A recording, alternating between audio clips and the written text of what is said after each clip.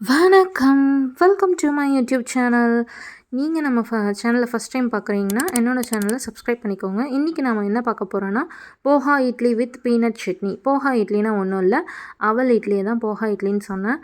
ரொம்பவுமே டேஸ்டான ஒரு அட்டகாசமான ஒரு டிஃபன் ரெசிபி தான். எப்படி செய்யுதுன்னு பார்க்கலாம். அதுக்கு நான் இன்றைக்கி கெட்டி அவல் எடுத்திருக்கேன். ஒரு கப் மெஷரிங் கப்பில் ஒரு கப் ஃபுல்லாக எடுத்திருக்கேன். நீங்கள் நார்மல் மெலிசாக இருக்க அவல் கூட எடுத்துக்கலாம். ஒரு கப்புக்கு ஒரு கப் தயிர் சேர்த்துக்கோங்க. புளிப்பில்லாத தயிராக எடுத்துக்கோங்க. அவல் நல்லா வாஷ் பண்ணிவிட்டு க்ளீன் பண்ணிவிட்டு இந்த தயிர் அப்படியே சேர்த்து கலந்து விட்டுக்கோங்க. கெட்டி அவல்ன்றதால ஒரு நான் 1/2 hour ஊற வைக்கிறேன். நீங்கள் மெலிசான அவல்னால் ஒரு 10 நிமிஷம் ஊற வச்சாலே போதும். இப்போது நான் கழுவி காய வச்ச பச்சரிசி எடுத்திருக்கேன். ரேஷன் அரிசி தான் எடுத்திருக்கேன். இதை நம்ம மிக்ஸி ஜாரில் சேர்த்துட்டு நம்ம நொய் பதத்துக்கு அரைச்சிக்கலாம். நம்ம ஒரு கப் அவல் எடுத்திருக்கோம், அதுக்கு 1.5 கப் நொய் தேவைப்படுது. பாருங்கள், இந்த அளவுக்கு அரைச்சிக்கோங்க.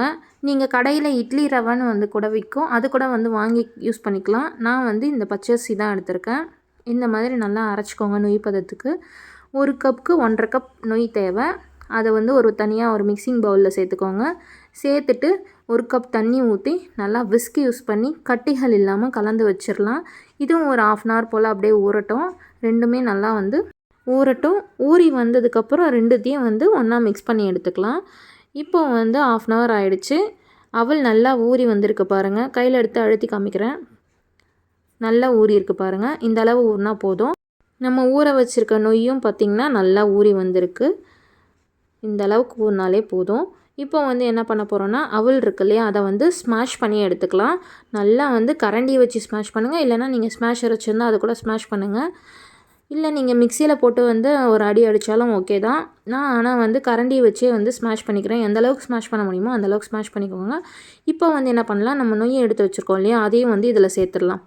சேர்த்துட்டு ரெண்டுத்தையும் ஒன்றா கலந்து விட்டுக்கோங்க. நல்லா தேவைப்பட்டால் தண்ணி யூஸ் பண்ணிக்கோங்க. கொஞ்சமாக, ரொம்ப தண்ணியாக இருக்கக்கூடாது. இந்த மாவு கொஞ்சம் கட்டியாக தான் இருக்கணும். அப்போ தான் இட்லி வைக்க நல்லாயிருக்கும்.